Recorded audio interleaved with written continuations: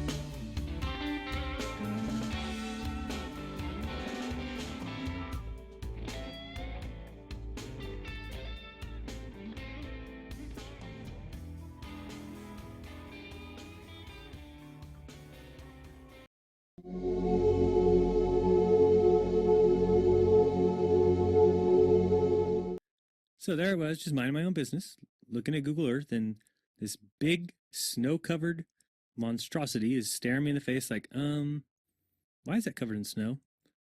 I look into Ireland and some other areas around it, Iceland. Ireland gets snow only once a year, 1 day a year.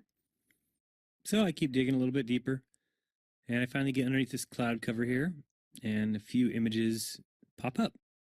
And I say, oh, images, what are they? Well, this is what you got, which I'm sure that looks familiar to you, right?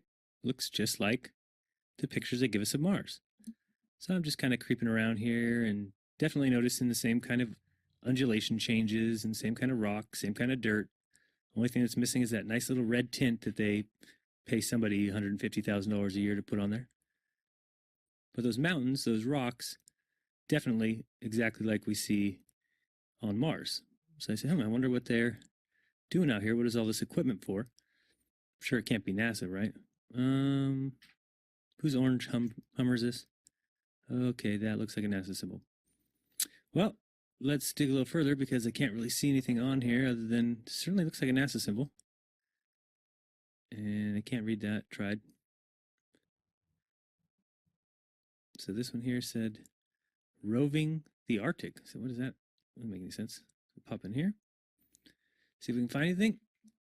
Again, same kind of mountains. That looks like the same kind of water I've seen before that I thought was water on Mars. Who knows? Zoom in. What's that? Oh, nothing. Just looked like it was funny. So I'll keep kind of going through here and see if it... What the...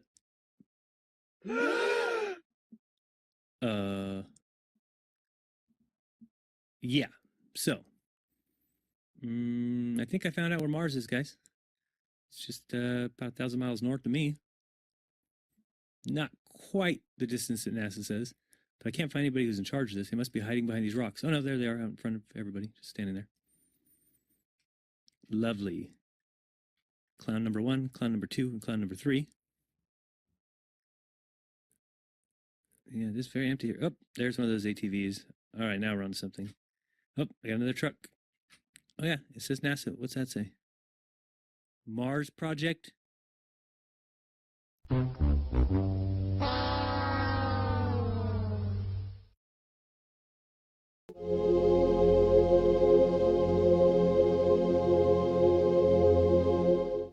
No, not one picture of the Earth.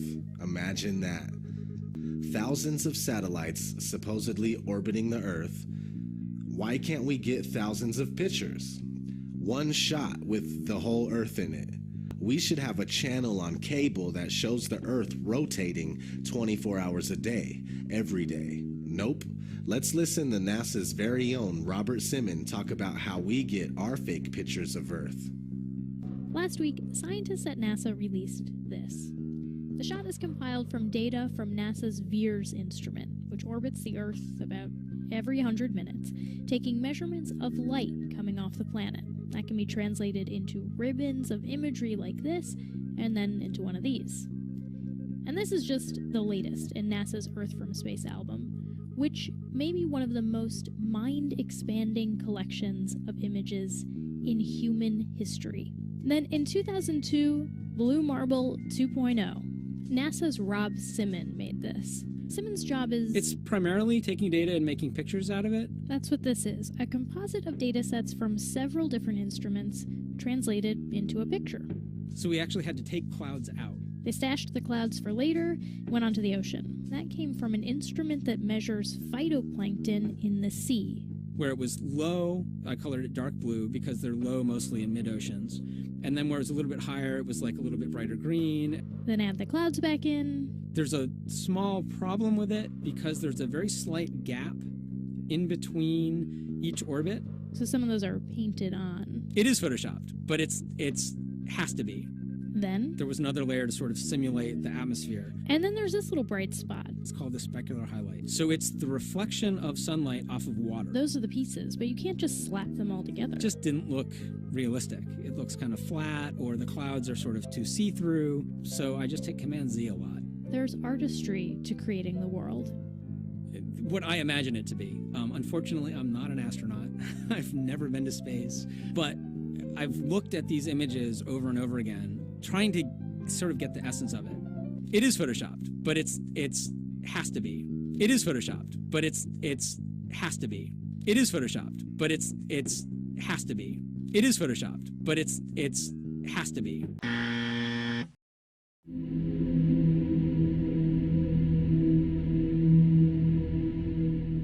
This next-generation spacecraft will enable America to explore beyond low Earth orbit. The kinds of technologies that we're testing out on Space Station are definitely helping us with our goals of going beyond low Earth orbit. Early in the next decade, a set of crewed flights will test and prove the systems required for exploration beyond low Earth orbit. The plan that NASA has is to build a rocket called SLS, which is a heavy lift rocket. It's something that is much bigger than what we have today, and it will be able to launch the Orion capsule with humans on board, as well as landers or other components to destinations beyond Earth orbit. Right now, we only can fly in Earth orbit. That's the farthest that we can go, and this new system that we're building is going to allow us to go beyond and hopefully take humans into the solar system to explore. So the moon, Mars, asteroids, there's a lot of destinations that we could go to, and we're building these building block components in order to allow us to do that eventually. We are headed 3,600 miles above Earth, 15 times higher from the planet than the International Space Station. As we get further away from Earth, we'll pass through the Van Allen belts, an area of dangerous radiation. Radiation like this could harm the guidance systems, onboard computers, or other electronics on Orion.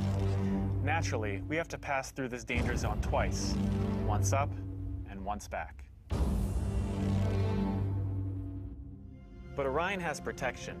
Shielding will be put to the test as the vehicle cuts through the waves of radiation. Sensors aboard will record radiation levels for scientists to study. We must solve these challenges before we send people through this region of space. We must solve these challenges before we send people through this region of space. We must solve these challenges before we send people through this region of space.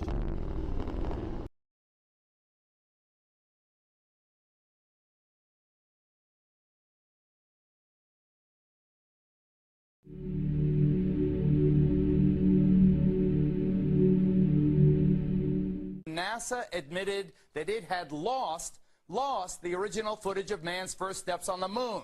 YouTube and watch A Funny Thing Happened on the Way to the Moon. It contains newly discovered evidence, which is part of the missing tapes, of outtakes from the first mission to the moon, of them falsifying a shot of being halfway to the moon. We found never before seen footage of them faking part of the photography, which is in A Funny Thing Happened on the Way to the Moon, which has been licensed 5 times and can only now be viewed on YouTube. Here they discuss the fact that they have turned out the lights and have blocked out sunlight from entering the spacecraft through the other windows, as to not cause any reflected light to fall onto the spacecraft's wall in the foreground. Okay, very good. Well, we shut out the sun coming in some of the other windows into the spacecraft, so it's looking through the number 1 window, and there isn't any reflected light. The reason this was done is so that the truth of the matter would not be revealed. It is this. Though the federal government would have you believe that this is a view of Earth from a distance out of the spacecraft's window as it nears the moon, it is not. What they have ingeniously done is placed the camera at the back of the spacecraft and centered the lens on a circular window in the foreground, outside of which it is completely filled with the Earth in low orbit. The circumference of the window then appears to be the diameter of the Earth at a distance. As they perfected the shot, a crescent-shaped piece of black material was inset slightly into the window to create the illusion of the Earth's terminator line dividing night and day. It is uncannily convincing. During this segment, intended to be edited and played back later for the worldwide television audience, dated July 18th, 1969, Neil Armstrong condemns himself as he states that he is 130,000 miles out. Roger, Houston, Apollo 11. Calling in from about 130,000 miles out.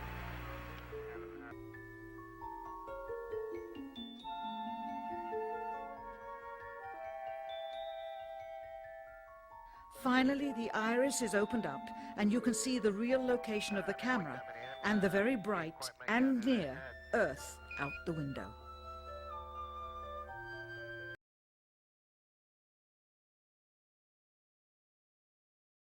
Here is the slate for the 19th of July, and the same shot of trickery on the 19th of July, and then the 20th, and the same misleading shot on the 20th. Later that evening, they were said to be walking on the moon. How can this be when they were in Earth orbit only 9 hours earlier, and the moon is some 3 days' journey away? So I took a year and I traveled across the country, and folks, I've actually posted it on YouTube. It's called Did We Go? And the challenges, Geraldo, everywhere I went, it was just amazing. Moon rocks falling in Antarctica, Neil Armstrong's silence. But I was the first to report, and you played the clip earlier tonight, that all the science data, the telemetry data was missing. Now, Geraldo, for NASA to come out and say that all the tapes were erased, I mean, it's incredible. Geraldo, this isn't just one tape. This is rooms of tape labeled Apollo 11 moon landing. Someone had to physically go and erase it. It's very challenging to try to prove we landed on the moon, and it shouldn't be challenging. The tape should be there. There should be plenty of evidence. From an analytical standpoint, photographic anomalies have to be sought out with an understanding of lighting and shadows. The most straightforward is simple. When objects are lit solely by the sun, as all the scenes on the moon were said to be, after all, lighting equipment was not only impractical, it was unnecessary in bright sunlight, then all shadows, regardless of the landscape, will run parallel with one another and never intersect, as shown by this example. In these seldom seen photographs, obtained from a rarely used auxiliary NASA archival site, it is clear that these scenes were lit with artificial light. These shadows, which are cast at different angles, are evidence that a second light source is being used. In addition, the sun would not cause an isolated hotspot like this, only an artificial light would. Again, intersecting shadows and another hotspot. And again. And again. It is simply impossible for this picture to have been taken with sunlight on the moon. Here, the shadows are shown to be as black as pitch. And yet here, completely in a shadow, the astronaut is lit up like a Christmas tree. How can this be? Or this, on the shadow side of the lunar module. In this magnification of an Apollo photograph, a rock, very likely a papier-mâché prop because of the crease here, is categorized with the letter C. In later releases of the same picture, the letter is gone, probably airbrushed out. Here, a crosshair, which was burned directly into the image from the film plate, and thus should always appear on top of the objects in the photograph, appears behind the object in this scene, clearly revealing a composite of two pictures into one. Someone apparently forgot to create a burn crater underneath the lunar module's 10,000-pound thrust engine, despite the fact that during ground tests there was a real concern for the vehicle falling into the hole the engine created as it descended. Here is a depiction based on the latest specifications and scientific data. In these enlargements, it looks as though the lunar module was simply placed there. Not even one speck of moon dust on the landing pod. As a result, all subsequent flights had to have the same discrepancy, which was explained away by the effect of no atmosphere. And what about stars? On the moon, with no atmosphere, they must have been quite a sight to behold. Yet there is seldom any mention of them, if ever, by any of the astronauts on any of the missions. Undoubtedly, creating a mural with all the constellations properly placed in the sky would have been virtually impossible to create accurately, much less realistically. A competent amateur astronomer would have been able to call attention to the slightest error in measurement. The answer? Not to talk about the stars, ever.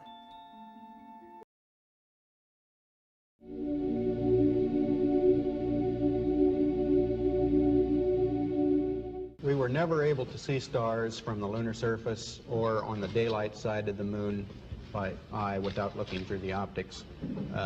I don't recall during the period of time that we were photographing the solar corona what stars we could see. I don't remember seeing any.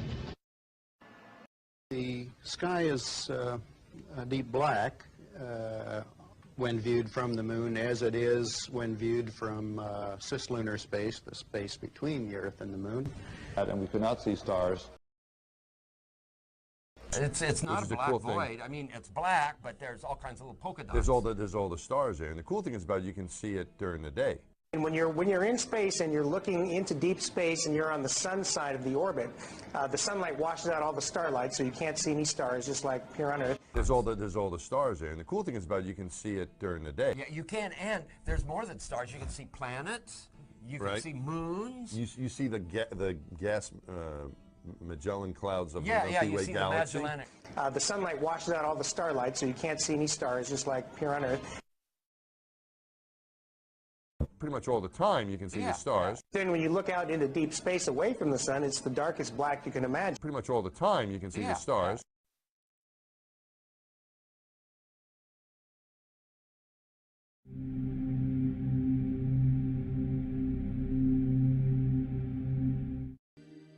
You would think there are rules on the International Space Station. For example, be careful with water next to electric devices. Their life depends on it. And I thought I'd show you how I do it. Let's see. To get started, these are the things I need. A bag of warm water, a little no-rinse shampoo, towel, and my comb. What I like to do is start by just putting some hot water, squirting it onto my scalp. And I have a mirror here so I can kind of watch what I'm doing. Sometimes the water gets away from you, and you try and catch as much as you can. Here I am, and I got my water. So first of all, I'd like to show you how water behaves in weightlessness, which is kind of interesting. Of course, it doesn't fall down like it does on Earth, and it kind of tends to stick to your skin because of surface tension.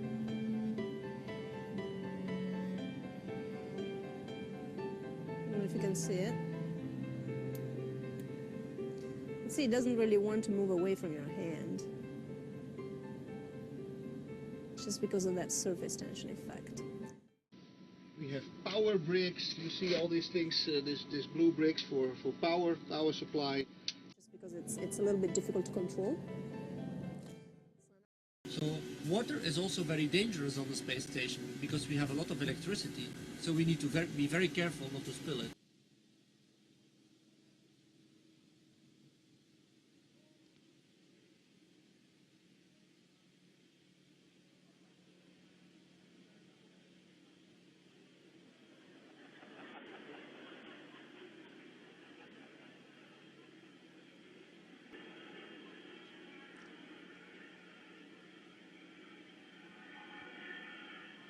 It's getting nice and wet.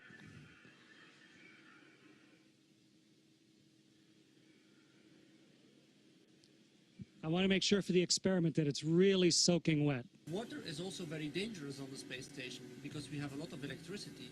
So we need to be very careful not to spill it.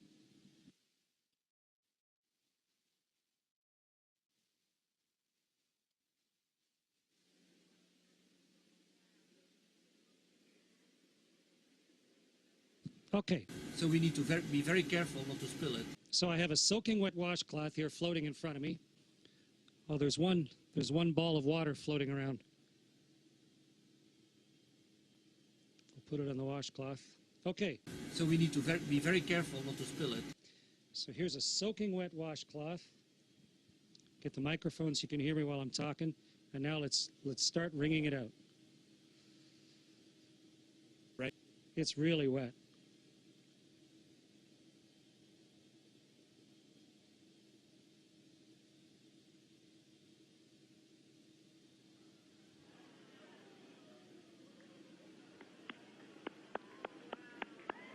It's becoming a tube of water.